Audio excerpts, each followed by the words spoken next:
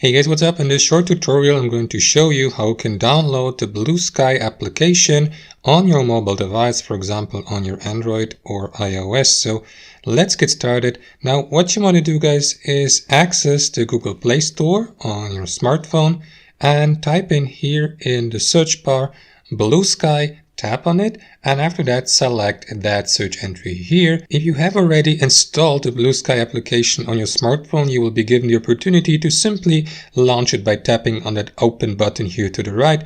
Alternatively, guys, if you haven't done it yet, you'll be given the opportunity to download and to install Bluesky on your mobile device. Instead of that open button here to the right, you will see an install button. Now, as you can see, I have already installed Bluesky on my smartphone, so I can't do that again, but you can do that really quickly. Launch the download process, and once the download has been finished, simply install Bluesky on your mobile device.